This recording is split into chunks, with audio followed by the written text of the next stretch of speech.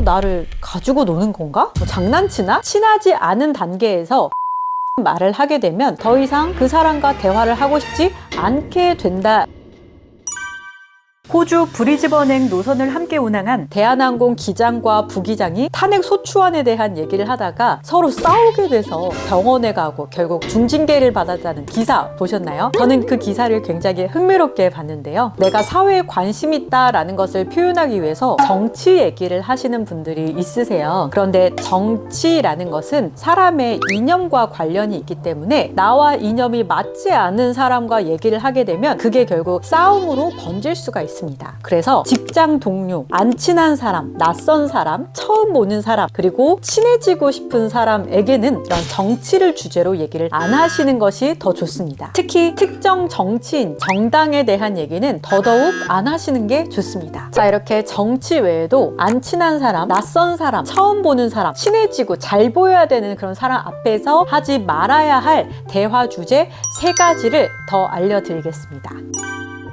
첫 번째는 종교입니다. 종교는 믿음의 영역이에요. 신앙심이라는 것은 내가 스스로 내가 그분을 믿어야겠다 라고 마음이 동했을 때 생기는 게 신앙심이에요. 주변에서 하느님 믿어라, 불교를 믿어라 이렇게 세뇌한다고 해서 없던 신앙심이 생기는 것이 아니다 라는 거예요. 대화를 하는 상대방이 무교인 경우에 내가 믿고 있는 종교에 대한 얘기를 막 털어놓을 때가 있어요. 근데 그런 종교에 대해서 얘기를 하시는 분들의 대부분의 이유는 안 좋은 거를 추천을 하는 것이 아니라 내가 그 종교를 믿고 좋다고 느꼈기 때문에 얘기를 하는 거거든요. 그런데 상대방의 입장에서는 그게 강요로 다가올 수도 있다라는 거예요. 그래서 이런 종교를 내가 쉽사리 권해서는 안 된다라는 겁니다. 두 번째, 외모에 대한 이야기입니다. 특히 칭찬이랍시고 닮지도 않은 연예인을 닮았다고 말하는 것도 지양해 주시는 게 좋지 않을까 싶습니다. 제 친구가 최근에 소개팅을 다녀왔는데요. 소개팅남이 친구한테 손예진 배우를 닮았다라고 얘기를 했대요. 근데 자기는 그 말이 기분이 좋은 게 아니라 오히려 기분이 더 나빴다고 얘기를 하더라고요. 자기가 살면서 손예진 배우를 닮았다는 말을 들어본 적이 단 한 번도 없고, 그리고 자기 스스로도 손예진 배우를 닮았다고 느낀 적이 없는데 그렇게 상대방이 말을 하는 게 오히려 나를 가지고 노는 건가? 장난치나? 라는 생각이 들었다는 거예요. 나는 칭찬의 의미로 연예인 누구를 닮았어요 라고 했을 텐데, 닮은 사람을 닮았다고 하면 칭찬이 될 수 있겠지만 닮지도 않은 사람을 닮았다라고 하면 오히려 무례하게 느낄 수도 있으니까 이런 얘기도 지양해 주시는 게 좋지 않을까라는 생각이 듭니다. 또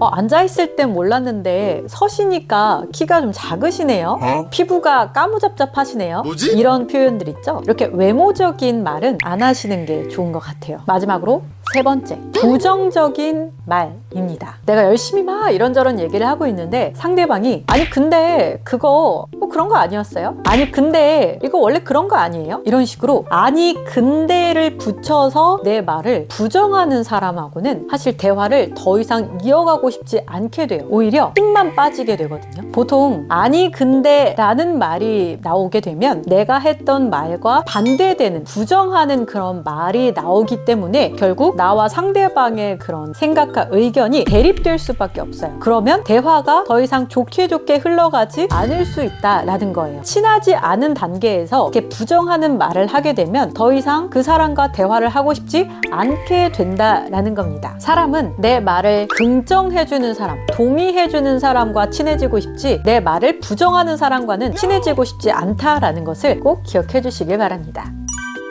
자, 이렇게 안 친한 사람, 낯선 사람, 처음 보는 사람, 그리고 친해지고 싶고 잘 보여야 되는 사람이랑 하지 말아야 할 대화 주제 4가지를 알려드렸습니다. 정치, 종교, 외모, 그리고 부정적인 말.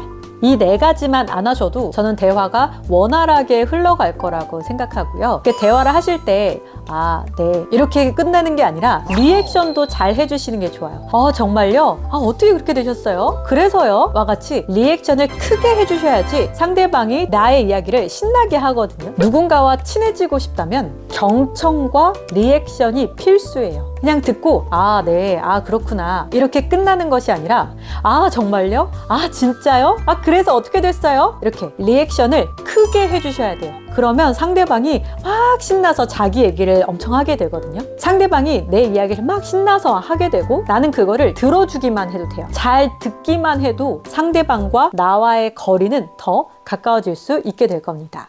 제 영상이 마음에 드셨다면 구독, 좋아요, 댓글, 알림 설정 부탁드립니다. 감사합니다.